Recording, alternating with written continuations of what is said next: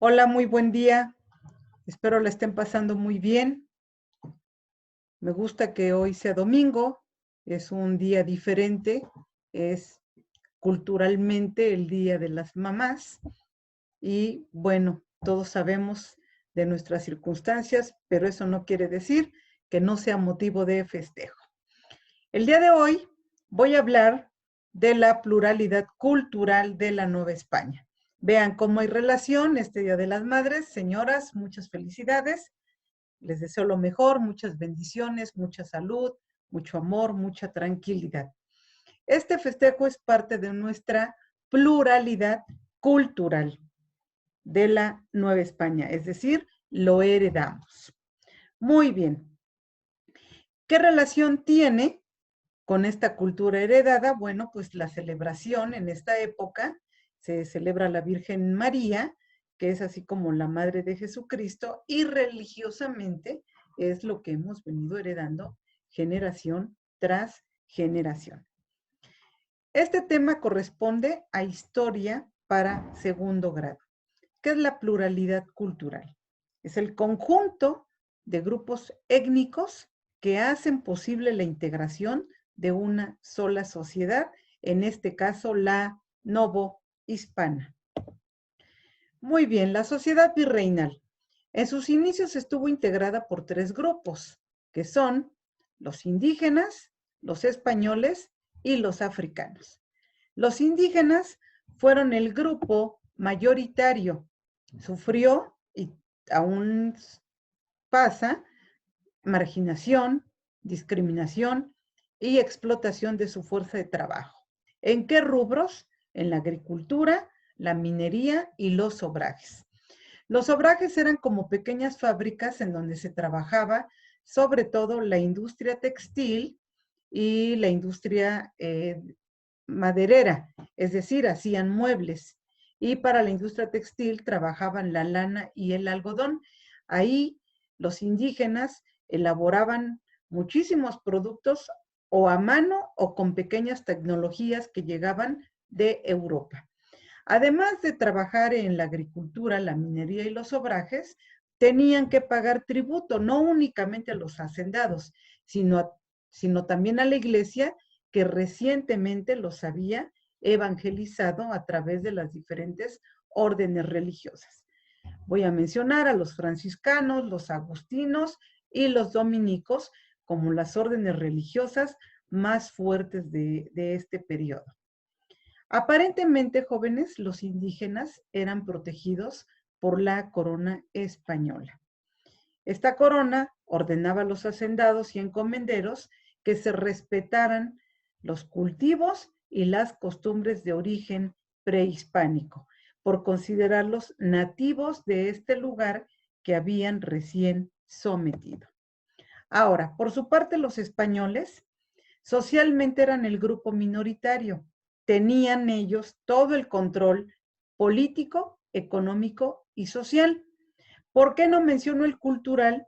Porque sí se respetaron muchos de los rasgos culturales de nuestros pueblos indígenas que hasta hoy en día se mantienen vigentes.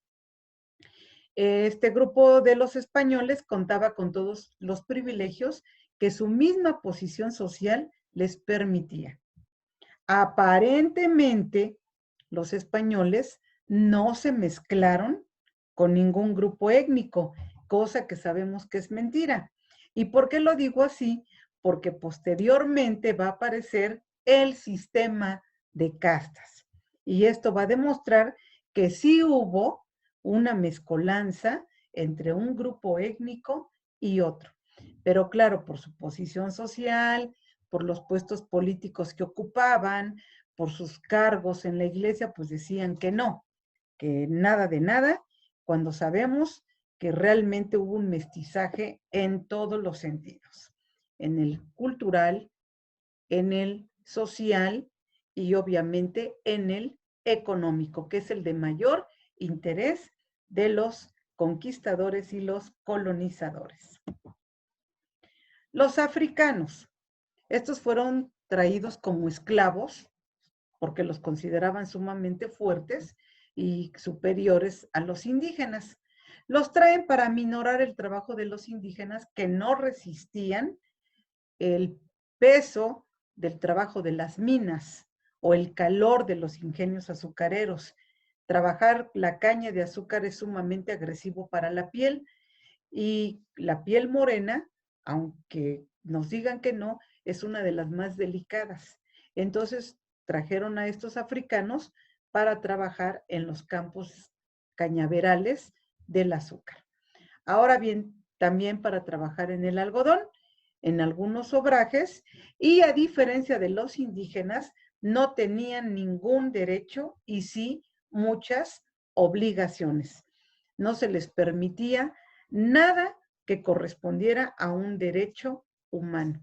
Sin embargo, se les llenaba de trabajo, se les castigaba, inclusive podían ser asesinados por castigos corporales o con castigos muy, muy fuertes. Muy bien. Dije también que voy a hablar un poquito de lo que fueron las instituciones políticas de la Nueva España. ¿Quiénes tenían el control de estas instituciones? Obviamente los peninsulares. Así se les llamaba porque eran la casta social o la clase social de la época más alta de la pirámide social. Ellos ocupaban la cúpula del poder. Y el que tenía el cargo más importante era el virrey y la Real Audiencia, quienes gobernaron durante 3 siglos y fueron el centro de dominio en todo lo que fue los 4 virreinatos, el de la Nueva España, el del Perú, Nueva Granada y de La Plata. Estaban considerados como la autoridad mayor y así los reconocía la corona española.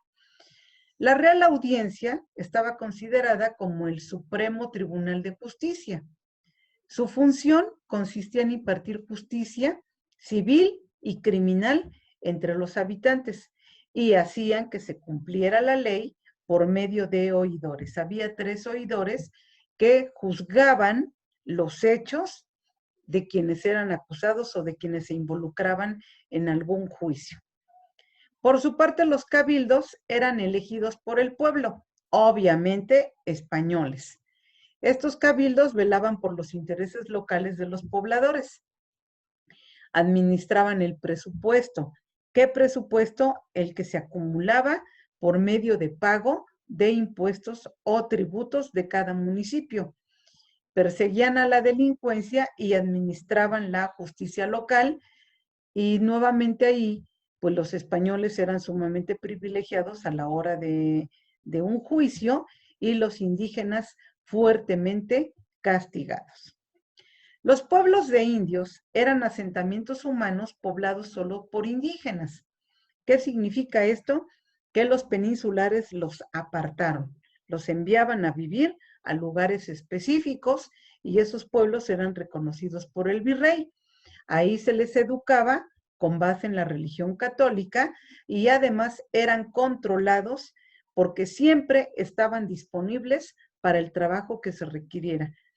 Podían ser indígenas libres, pero sabían que en cualquier momento podían ir por ellos para trabajar en las haciendas, en los obrajes o en los campos de cultivo. Entonces, así como que libres, libres, no eran. La mezcla étnica, religiosa y de costumbres, tanto de los que tenían el poder como de los esclavos, nos va a dar lugar al sistema de castas. Voy a mencionar los más importantes que dieron lugar a este sistema de castas, que por un lado son los africanos, los chinos, los filipinos. Hay que recordar que las Islas Filipinas también fueron colonia española, y obviamente los indígenas. Estos 4 grupos, junto con los españoles, dieron lugar a este sistema de castas que es la pirámide, ¿sí?, social de la Nueva España. Los peninsulares eran los nacidos en España. Sus principales cargos eran en la iglesia y estos eran exclusivos de ellos. aparte de los políticos que, bueno, por obvias razones sabemos que les correspondía a ellos, pero de la iglesia ellos ocupaban los cargos principales, era como propio de ellos. También eran dueños de la producción y eran dueños de la vida de todo el resto de la pirámide social.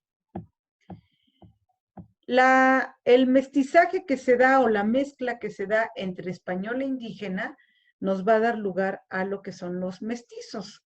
Los mestizos no ocupaban cargos reales, tampoco eclesiásticos o municipales. Y estos mestizos no tenían un lugar definido en la sociedad. Es decir, no eran ni de allá, ni de acá, ni eran españoles, pero tampoco eran indígenas. Entonces quedaban como en medio y muchas veces eran discriminados porque se les consideraba hijos ilegítimos o no reconocidos. Entonces, con esto ratificamos que aunque se dijera que el español era recto, con una alta moral, pues sabemos que sí había abuso hacia las indígenas y va a dar lugar a esta casta que son los mestizos. Por su parte, los criollos eran los hijos de españoles nacidos en América. Ellos tenían derechos económicos y tenían una posición social y fueron los que de una u otra manera desarrollaron la cultura de todo lo que son o fueron los virreinatos. Pero no contaban con ningún privilegio político, no se les permitía ocupar cargos políticos, porque los criollos pues sí se identificaban con la tierra en la que nacieron, que fue esta, la Nueva España. Por su parte, los mulatos, aunque fueran una mezcla entre español y africana, pues eran preferidos por los españoles, porque esta mezcla dio lugar a que los mulatos fueran físicamente mucho más fuertes. Y como no eran puros, se les consideraba mezcla, eran mucho más baratos. O sea, un mulato podía ser alto, muy fuerte, físicamente muy saludable, pero eso no quería decir o no significaba que fuera más caro. Al contrario, lo abarataban por su casta, que era una casta inferior. Tengo esta imagen que pintó el historiador norteamericano William Taylor y está reconocida como la imagen oficial de las castas de la Nueva España porque financiaron y patrocinaron al pintor. Dijeron, a ver, tú pinta cómo está nuestra mezcla. Y este señor accede, pinta esta imagen que les estoy mostrando, ¿sí? Donde va a clasificar español con india mestizo, mestizo con española castizo, castizo con española español, español con negra mulato, mulato con española morisco, morisco con española chino y todas las demás, hasta las de no te entiendo, salta para atrás, jíbaro, lobo, castizo, bueno, infinidad de mezclas y castas a las que dio lugar todo este mestizaje. Entonces recuerden, el pintor es William Taylor, norteamericano, patrocinado por la élite de la época, ¿sí? Él se dedicó a hacer como la imagen oficial política racial de la época. Muy bien. Los indígenas, al principio, eran el grupo mayoritario, ocupaban el 60% de la población total de la Nueva España. Los negros, por su parte, o africanos, más bien los africanos y afrodescendientes, ocupaban entre el 10 y el 15%, y ya dije que no contaban con ningún derecho. Esta imagen que tienen aquí se conoce como el Códice Osuna y habla del maltrato y sometimiento de las castas inferiores por los peninsulares. Vean, este es un método de tortura. Aquí hay otro, todos muy crueles, que o los dejaban muy malheridos, muy maltrechos, o de plano los conducían a la muerte. Repito, Su nombre es el Códice Osuna. Por favor, vayan tomando nota para consolidar aprendizajes esperados que los voy a dar al final. Este tema ya en alguna ocasión lo tocamos de manera general, muy someramente, pero ya se tocó. Entonces, al final, los aprendizajes esperados. Nuestras conclusiones sobre esta pluralidad, sobre este sistema de castas y sobre los organismos políticos. Si bien es cierto que el sistema de castas fue un sistema injusto, con una marcada jerarquía, con unas claras diferencias entre un grupo y otro, en donde se define la discriminación étnica, social y clasista. ¿Por qué clasista? Porque también había españoles pobres que eran despreciados por no contar con la economía de los poderosos. También había criollos pobres. También había criollos a los que se les consideraba bastardos porque eran hijos nacidos fuera del matrimonio. Por ejemplo, una criolla que tenía relaciones con algún español y finalmente el naciente o el descendiente era pobre, pues no fácilmente era aceptado en los círculos sociales de los españoles. Este sistema de castas va a dar lugar a lo que conocemos como desigualdad social. De hecho, en el libro de texto de Navarrete, ahí nos plantea si la desigualdad social es el resultado de todo este sistema. Yo creo que sí. Algunos otros historiadores dicen que no, pero bueno, a la larga y a lo largo de la historia hemos visto que sí sigue habiendo discriminación, no únicamente étnica, sino también socioeconómica. Las castas de la Nueva España son un sistema de dominación política, de explotación social y económica, que únicamente va a corresponder a los intereses del grupo dominante, los peninsulares. Este sistema de castas también es un concepto historiográfico. ¿Qué hace la historiografía? Estudiar en particular un tema. Por ejemplo, si tú estás interesado por estudiar los orígenes de Egipto, vas a hacer historiografía del origen de Egipto. Vamos a suponer los faraones. Ahí estás haciendo historiografía. En este caso, es el sistema de castas. Bueno, muy bien. Conceptos que utilizan estos historiográficos son el racismo, la discriminación y la diferencia clasista. Ese es pobre, ese es rico, ese es un gran hacendado, ese es un minero y él pues nada más es un administrador. Vean, ahí está la fuerte discriminación clasista y México todavía tiene muchos rasgos clasistas. La explotación de esa fuerza laboral fue siempre el principal objetivo. ¿Cuál es ese interés? El económico.